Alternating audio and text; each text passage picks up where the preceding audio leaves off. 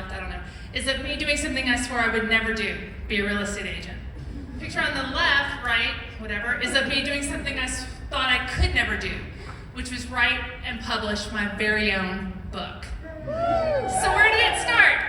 I was born a tightly wound child, the very troubled people.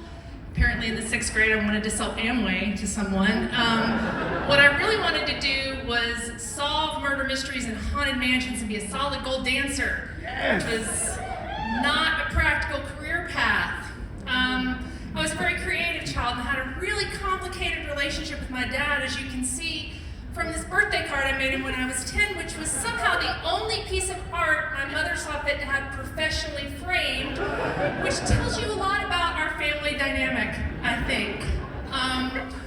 One reason my father and I had such a complicated relationship is we were so much alike. We were both charismatic, we were both storytellers, but he was really into money and sales, and I didn't understand money, and I didn't want to do sales, and all he ever wanted me to do toward the end of his life was to come to Murfreesboro and sell real estate with him. And I said, no, never, never. I didn't know what I wanted to be when I grew up, but I was never going to be a real estate agent. And then he died unexpectedly when I was 30, and it broke my heart. And so I did what you do when your heart's broken and you're trying to make things right. I did the one thing he always wanted me to do. I became a real estate agent because I was going to make my dad proud, even though he wasn't here to see it. I got my picture in the paper. I became a top sales agent. I went on TV. I won all the awards, and I did it all for him. But you know what? This was never my calling. I might have been good at it, but it wasn't my calling. Being a woman who wanted to be a mystery-solving solid gold dancer, I was really bored in sales. And so I saw a lot of things showing houses. And I turned those into stories on social media. I mean, how can you not make a story about pork chop bones in the sink, or doo-doo diapers in the bathroom, or daddy's face cut out of every picture in the house? And there were so many creepy dolls, y'all. But they weren't enough to keep me from burning out in a sales position that I had no passion for. I was burning out, and I really wanted to do something else with my life, but I didn't know what that was. Because I was told that writing could only ever be a side gig, so I bought into the sunk cost fallacy. I had already been a real estate agent for over 10 years, and I thought, I can't throw all this away now. I'm burnt out, but you know what I'm going to do? I'm going to double down and start a real estate brokerage. How about that? Yeah, let's just jump into that and do even more real estate. And so I did, and as you can see, I was not necessarily managerial material. I successfully ran a brokerage for 9 years, and I met a lot of great people. I made some great friends, but I was still burning out and it was not fulfilling me on the inside, even though I managed to make it look like fun. And then the world exploded, COVID. And I went from working 40 to 60-hour weeks to just being at home. And that's when I discovered writing again. Writing, I started journaling again. And that was something I did to stay sane, really, more than anything.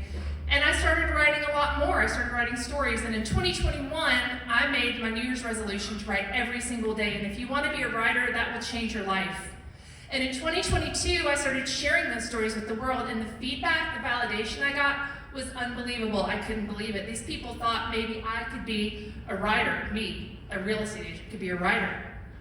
Then World Explosion 2 happened. My real estate brokerage and partnership broke up, and I thought, my world is over. What do I do now? I was about to turn 50. I thought life was over. I didn't know what to do next. I was heartbroken. And I was a sad girl boss, which is the saddest thing in the whole world, I think, really. And then I remembered some advice my dad gave me, not just about peeing and crying, but also about life being about walking through walls of fear. And by God, I wasn't just gonna walk through those walls, I was gonna fucking dance through them. Because look, I was born to be great. I had just forgotten that. Somewhere along the way, I had lost it. And so in January of 2023, I went to a memoir writing workshop in the Berkshires, and I met my people. I got caught. These were people who were like, what are you doing selling real estate? You need to be telling stories. You need to be writing stories. And I was like, oh my God, you're so right. And one of my best friends is in that picture with me right there. I came home and I found my yoga community, which gave, which gave me strength. I rediscovered things I'd love to do when I was a kid, like roller skating to the Xanadu soundtrack. Hell yeah, you can do that when you're 50. Life wasn't over, life was just beginning at 50 for me. I met my publisher, Terry Shaw, with Howling Hills Publishing, and he thought I was a writer too, and he published 2 of my ghost stories, because ghosts are real, in these anthology books. And he said, hey, Suzy, do you think you could write a book about real estate stories? And I said, hey, Terry, hold my rooster, because I had a story about a woman who had tried to buy a house for her pet rooster. And I had a story about a couple who, honest to God, thought that Shriners ate babies as part of their initiation rituals. These guys on the little cars. She rode around in a car with me and looked for a house.